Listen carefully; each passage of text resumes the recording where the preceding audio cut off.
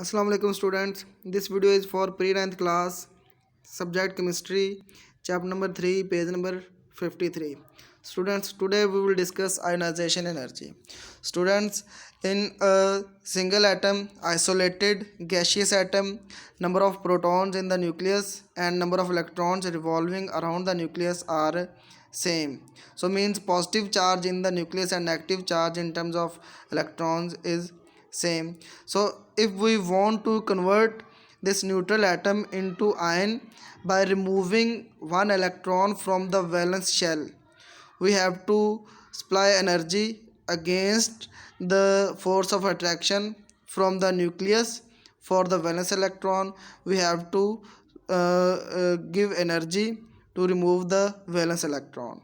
So that energy is called ionization energy. Why? Because after removing electron, that atom will not remain as atom but it will convert into ion. So that's why we want to ionize the atom. That's why that energy is called ionization energy which is required to remove the most loosely bonded electron from the valence or last shell is called ionization energy.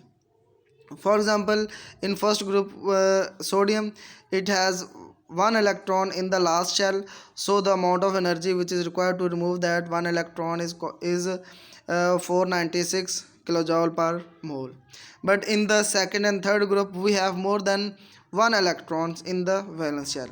So if we want to remove first electron from the valence shell, we have to supply energy, and after removing that electron, the force of attraction from the nucleus, now it is more for the remaining electrons in the valence shell. Now if we want to remove remaining electrons from the valence shell, now which are being attracted by the nucleus with more force, now we have to supply more energy, more force to remove the remaining electrons.